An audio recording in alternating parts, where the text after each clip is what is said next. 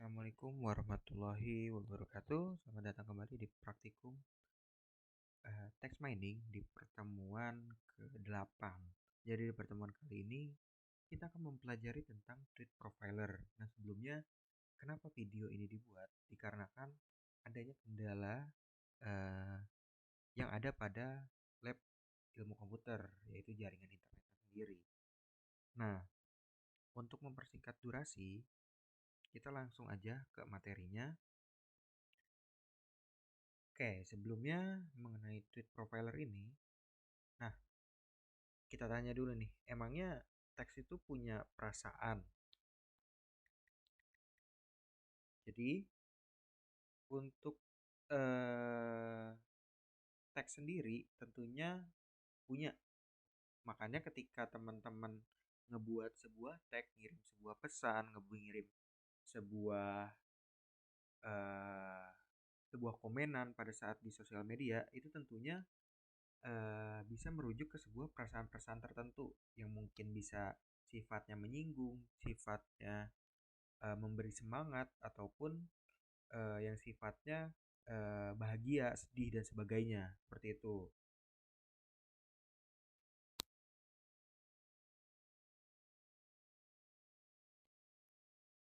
Nah, di sini, di sini juga ada, di sini teman-teman bisa lihat kalau emosi ini adalah sebuah keadaan psikologi yang kompleks gitu ya, yang dimana melibatkan tiga komponen, yaitu subjective experience atau pengalaman subjektif, lalu di situ ada psychological response atau respon fisiologis, dan behavioral or expensive response atau bisa dibilang respons perilaku ataupun ekspresif kayak gitu.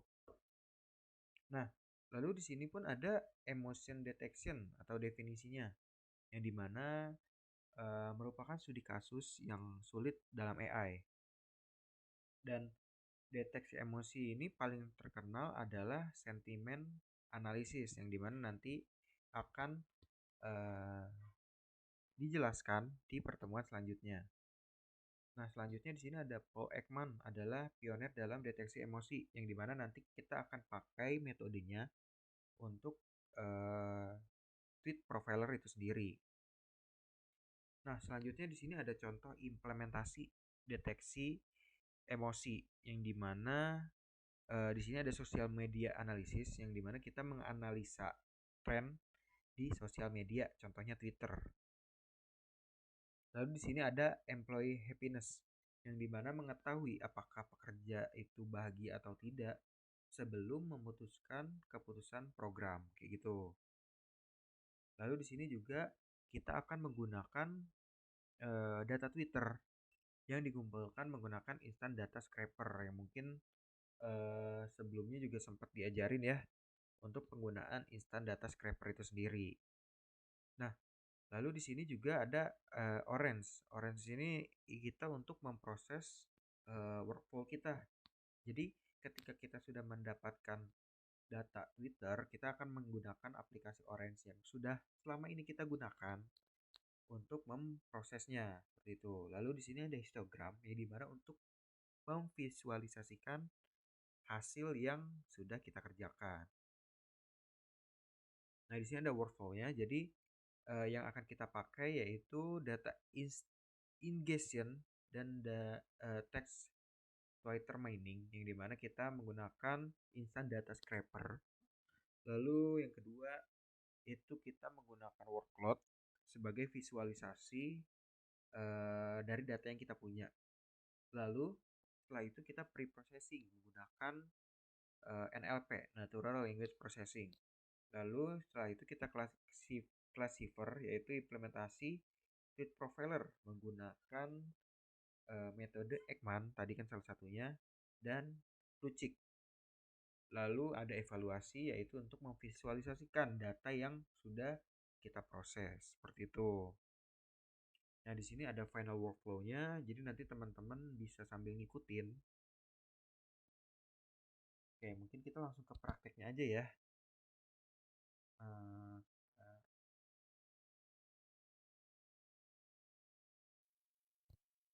Nah, selanjutnya di sini kita mungkin yang pertemuan kemarin sempat online juga ya. Mungkin ada yang masih belum tahu cara penggunaan Instant Data Scraper. Nah, di sini teman-teman bisa buka Twitter atau mungkin tempat-tempat lain lah, mungkin Google Play Store dan segala macam ya. Jadi teman-teman bisa pakai. Nah, di sini saya akan menggunakan PSSI ya sebagai contoh aja untuk penerapan dari Instant Data Scraper itu sendiri. Nah, di sini eh, teman-teman buka dulu open Microsoft Edge add-ons, atau kalau misalkan teman-teman pakai yang Google Chrome dan sebagainya, teman-teman bisa mencari extension. Nah, di sini kalau nggak salah tampilannya tuh hampir sama untuk extensionnya dari masing-masing browser yang teman-teman pakai. Nah, sekarang teman-teman tinggal cari aja Instant Data Scraper. Nah, ini teman-teman tinggal diinstal aja. Nanti kalau teman-teman sudah install, dia akan berada di sini nih. Jadi nanti ketika teman-teman dibuka Twitternya, teman-teman tinggal buka aja nih. Misalkan di sini Instant Data Scraper. Nah, dia akan muncul seperti ini.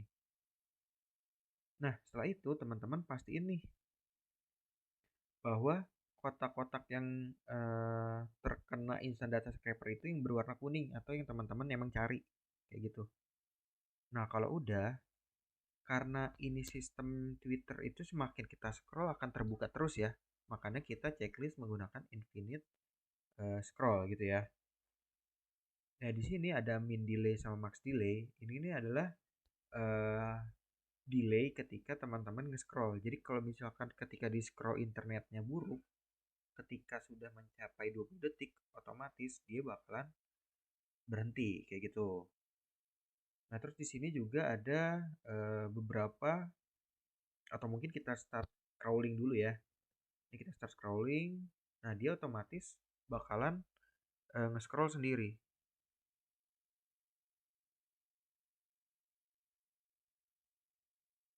Nah, ini kan berhenti ya. Karena memang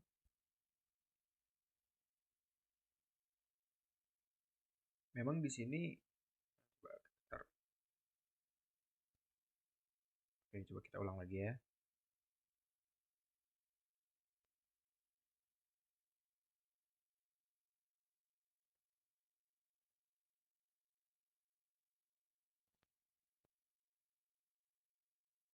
Nah, sudah dipastikan bahwa tabelnya yang ini.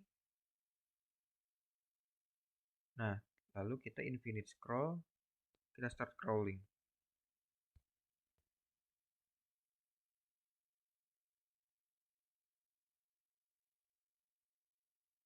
Nah, di sini teman-teman bisa ngelihat nih berapa data yang sudah didapat. Ini teman-teman bisa lihat. Nah, biar untuk mempersingkat waktu kita stop aja. Nah, di sini teman-teman bisa download nih entah datanya CSV ataupun XLSX. Cuman karena kita mau menggunakan datanya untuk kita olah, jadi kita menggunakan CSV. Nah, kayak gini. Nah, kalau teman-teman buka, nah, kalau teman-teman buka, nanti hasilnya akan seperti ini nih. Jadi nanti ada beberapa yang uh, username-nya itu berbeda-beda. Bukan username, sorry. Kolomnya itu berbeda-beda. Kayak nanti CS bla bla bla bla bla, CS bla bla bla bla 23 gitu ya, kayak ada kode-kodenya. Tapi itu teman-teman bisa rubah langsung. Jadi nanti ketika teman-teman rubah, ini tuh bakalan uh, bisa teman-teman lihat sendiri. Kayak misalkan di sini ada display name uh, orang bla bla bla, koma-koma ini kan gak diisi sama dia ya. Ini mungkin yang ini deh kayaknya. Nah, nah di sini. Misalkan di display name-nya SEA Games 2023. username-nya armol93, terus konten 1 dan konten 2. Nanti teman-teman bisa rubah sendiri. Nanti ada beberapa yang mungkin teman-teman bisa hapus dan sebagainya. Nah, untuk praktikum kali ini, karena kemarin sudah diterapkan instant data scraper, kita akan menggunakan yang si games. Biar teman-teman hasilnya sama dengan yang apa yang dipraktekkan sekarang, teman-teman bisa download data yang sudah kita scraping, sehingga nanti hasilnya pun hampir sama gitu ya, presisi seperti itu. Jadi nanti untuk linknya akan di share juga ya. Nah, setelah itu teman-teman buka orange-nya. Nih, teman-teman buka orange-nya. Lalu teman-teman eh, cari widget corpus.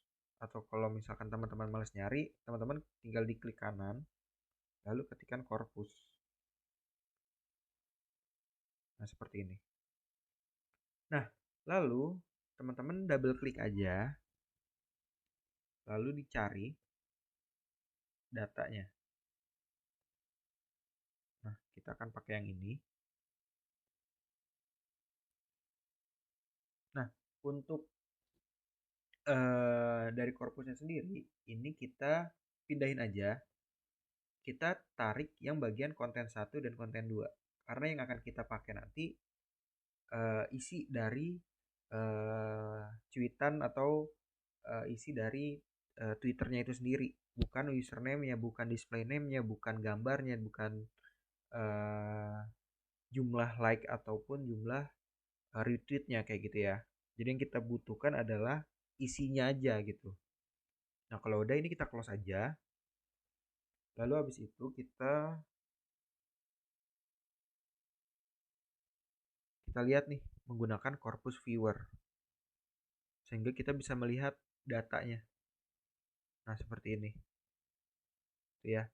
Di sini kita bisa lihat display name, username, ada konten 1, ada konten 2-nya kayak gitu.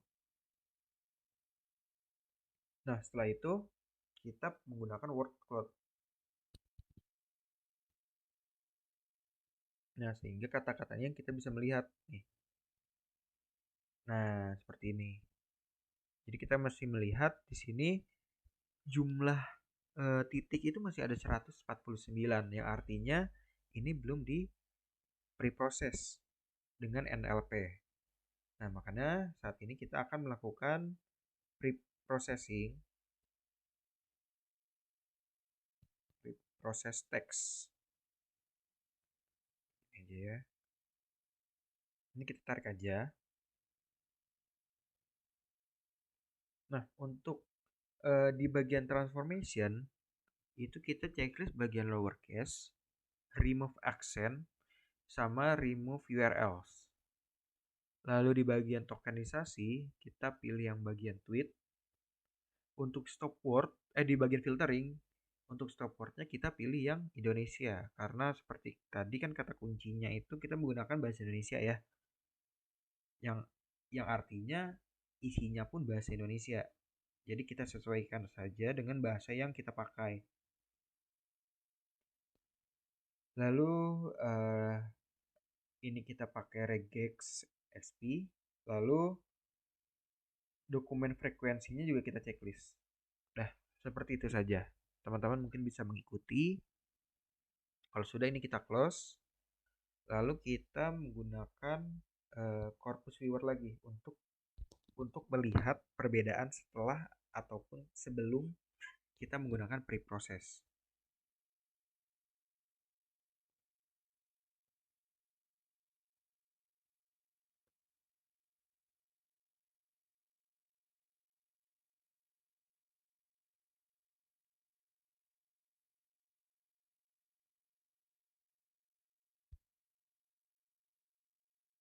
Nah, di sini sebenarnya udah terlihat, sebentar nih. Nah,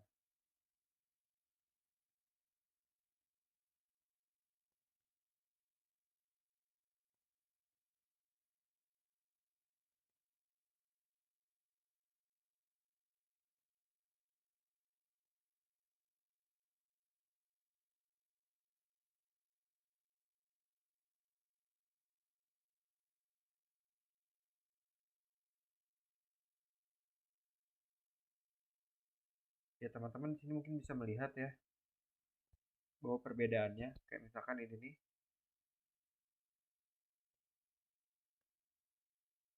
Ya di sini teman-teman bisa lihat bahwa eh, wordnya atau teksnya tuh lebih eh, bersih ya dibandingkan dengan yang sebelumnya yang ini. Ini sangat berantakan sekali dan masih belum di pre-process seperti itu. Nah, setelah teman-teman sudah beres nih menggunakan pre-process dengan NLP, lalu kita menggunakan back of word. Nah, kita tarik aja. Untuk yang ada di sini, teman-teman tidak perlu diubah, diikutin aja. Setelah itu teman-teman baru menambahkan tweet profiler. Menambahkan tweet profiler. Ini teman-teman tinggal tarik aja nih.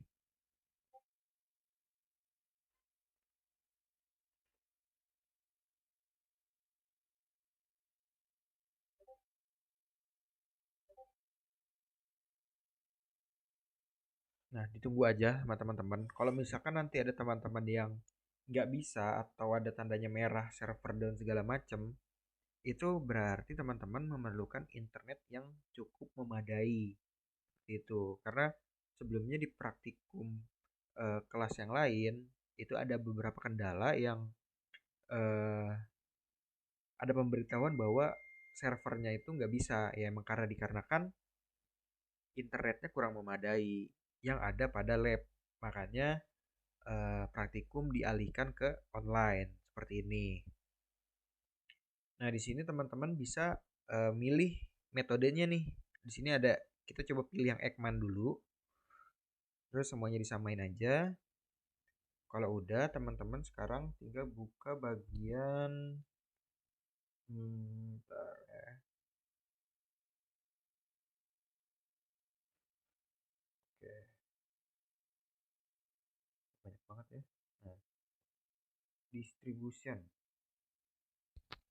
Teman-teman cara yang distribution ini tinggal teman-teman tarik aja nih. Nah, di sini teman-teman langsung dapat hasilnya. Di sini yang surprise ini, nah, yang surprise ini di sini ada 44,64%. Kaget gitu ya. Terus di sini juga ada yang joy dengan 32,14%. Lalu di sini ada yang sadness-nya 3,57%, fear-nya 16,67%, ada yang anger juga 1,19% gitu ya. Nah, ini jadi teman-teman bisa langsung memvisualisasikan data tersebut ya. Yang kita gunakan ini metode Ekman. Kalau misalkan teman-teman ganti metodenya, misalkan kita ganti jadi Plucik.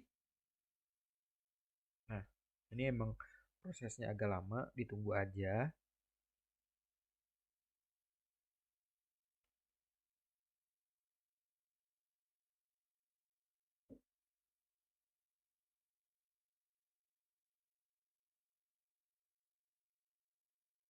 Nah, setelah itu teman-teman bisa buka di bagian distribution. Nah, seperti ini. Tentunya akan berbeda metodenya. Di sini ada yang trust. Terus ini berapa nih dia? Nah, di trust ini ada 51%. Terus di sini juga ada yang surprise, ada yang sadness, ada yang fear, sama ya kayak tadi. Cuman bedanya metodenya aja yang berbeda. Nah, terus di sini juga ada beberapa metode yang lain. Nah, mungkin teman-teman bisa dicoba satu persatu. Lalu teman-teman analisis lah gimana bedanya, apa perbedaannya, dan teman-teman cari lagi pengertian setiap metode yang ada gitu ya. Kayak gitu. Nah, mungkin untuk praktikum eh, text mining mengenai tweet profiler cukup sampai di sini. Mungkin terakhir di sini kita ada post test buat teman-teman uh, mahasiswa yang praktikum gitu ya, teman-teman mungkin bisa mengerjakan.